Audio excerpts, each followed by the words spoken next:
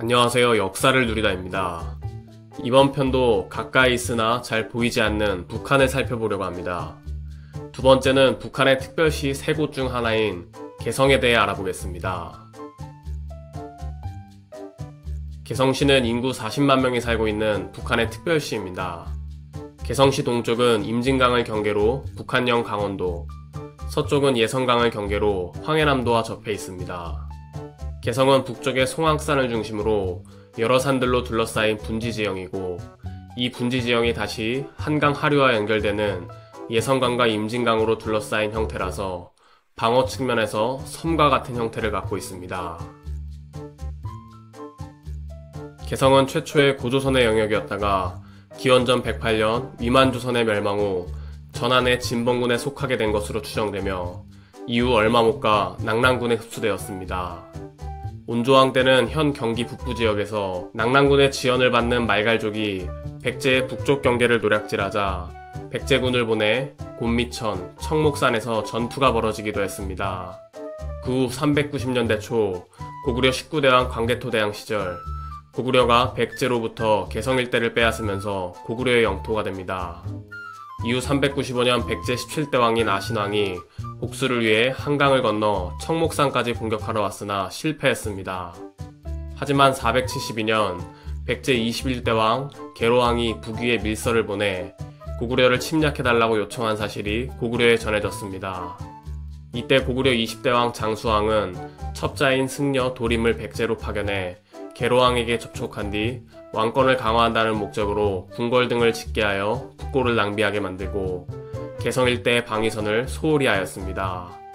결국 475년 장수왕이 위례성을 함락하고 탈출하던 계로왕을 사로잡아 죽였습니다.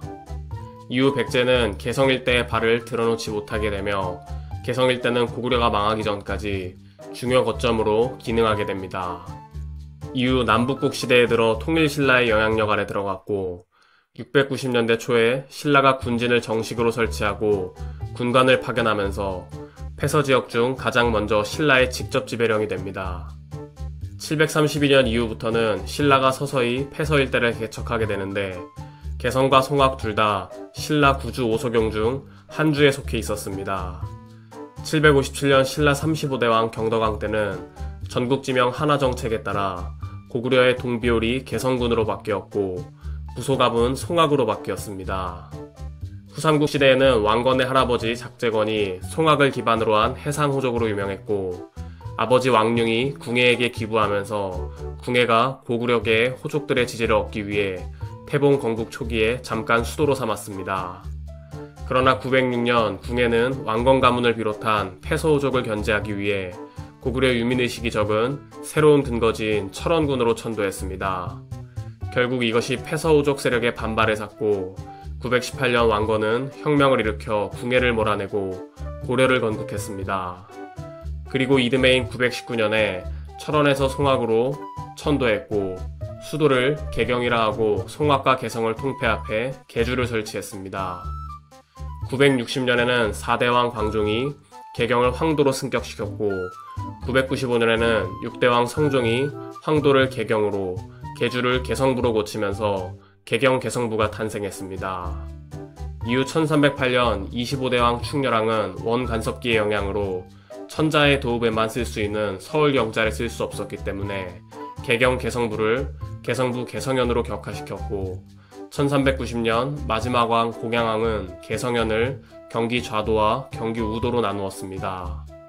조선건국 직후에는 개성이 수도의 위상을 유지했으나 1394년 태조는 신앙조의 확립 기반을 위해 한양부로 이전했습니다. 이후 1398년 발생한 제1차 왕자의 난으로 인해 이대왕 정종이 즉위하면서 개성에 대한 향수와 형제 간 고륙상쟁을 벌인 경복궁을 좋아하지 않아 1399년에 개성으로 환도합니다. 그러나 1400년 제2차 왕자의 난이 개성에서 발생하여 진압된 후 3대왕 태종이 즉위하였고 1405년 태종은 한성부로 재환도하면서 창덕궁을 지어 들어갔습니다. 이후 1438년 4대왕 세종 때는 개성 유후사를 개성부로 개편하면서 양경체제는 완전히 종식되지만 경기관찰사를 개성부윤이 겸하게 하여 개성부는 한성부를 보좌하는 주요한 배후 도시로서 위상을 유지했습니다. 또한 상업은 조선시대에도 그대로 이어져 송도상인은 전국적으로 이름을 떨쳤는데 가장 중요한 상품은 인삼이었고 홍삼을 상품으로 개발하여 사실상 독점이 이뤄졌습니다. 일제강점기 때에도 개성에는 일본인들이 발을 붙이지 못했는데 조선시대부터 유명한 상업도시여서 일본인들도 진출하려고 했었지만 개성 사람들은 개성 사람의 가게만 이용해 진출하지 못했다고 합니다. 그래서 일본인 인구 비중이 경성은 16%, 평양은 9%에 비해 개성은 2%에 불과해 일본인 인구 비중이 가장 적었던 부였습니다. 1930년에는 개성군 송도면이 개성부로 승격했고 개성군의 나머지 지역은 개풍군으로 바꾸었습니다. 개성은 1945년 해방 이후 1950년 6.25 전쟁 발발 직전까지는 38선 이남에 걸쳐 미군정과 대한민국의 행정권이 위치는 도시였습니다. 개성 시내는 38선 이남에 있었지만 송악산이 38선 이북에 있었고 북한군은 송악산 고지에 앉아서 개성 시내를 감지할 수 있었습니다. 이 때문에 1948년부터 이승만 대통령까지 나서 송악산을 점령하라 하였고 국군 제11사단 제11연대는 송악산으로 올라가는 길목마다 진지를 구축했습니다. 이후 1949년 북한군은 이러한 국군의 여러 진지를 기습 함락했고 국군은 고지에 북한군이 방어시설로 구축한 토치카를 제압하지 않고는 반격할 수 없었습니다.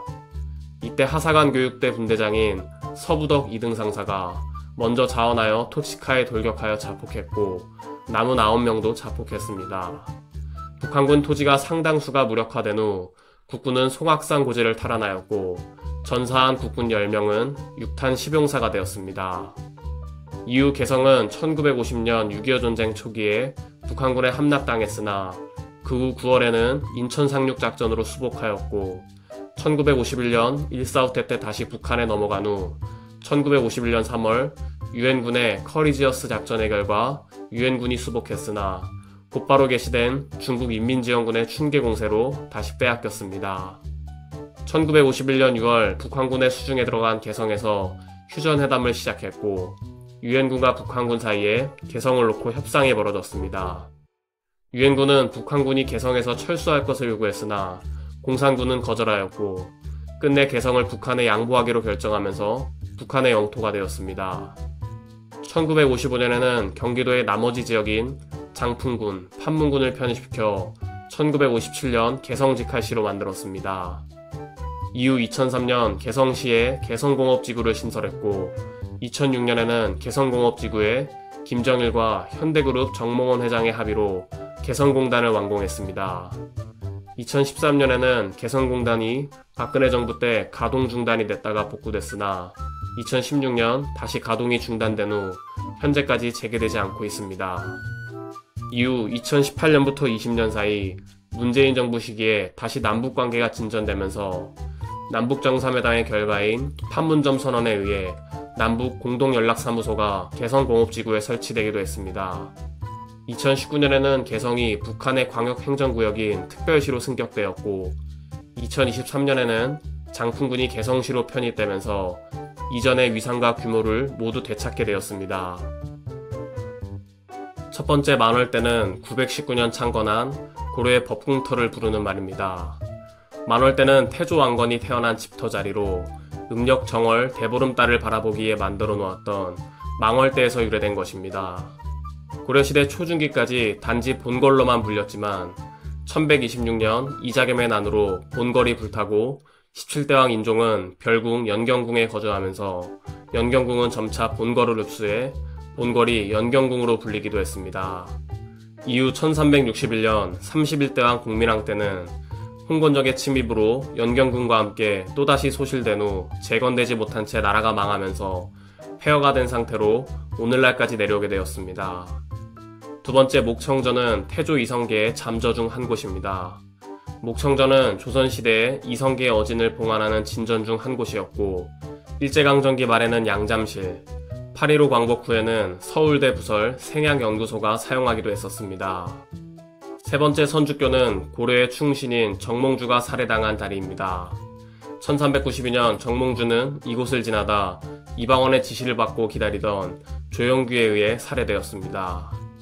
마지막으로 칠릉군은 7개의 왕릉이 인접하여 조성되어 있는 곳입니다. 7개의 능 모두 능주가 밝혀지지 않았고 왕족들의 무덤으로 추정됩니다. 개성시 출신 인물을 살펴보겠습니다. 고려시대의 초대국왕 왕건, 조선시대의 영의정 황희, 조선시대의 유학자 겸 동인 서경덕, 조선시대의 서예가 겸 가평군수 한호, 국문학자 양주동, 일제강점기 만당과 겸 공산당원 신불출, OCI 그룹의 창업주 이회림, 신도리코 그룹의 창업주 우상기, 아모레 퍼시픽 그룹의 창업주 서성환, 드라마 대추나무 사랑 관련내에 출연한 배우 전원주, 드라마 선덕여왕 오징어 게임, 영화 봄, 여름, 가을, 겨울 그리고 봄에 출연한 배우 오영수, 드라마 넝쿨째 굴러온 당신, 목욕탕집 남자들, 영화 장수상에 출연한 배우 윤여정, 소설 나목, 그 남자네 집을 집필한 작가 박완서가 있습니다. 이번 영상은 북한의 수도 개성시에 대해 알아봤습니다. 애청자분들의 구독, 좋아요 감사합니다.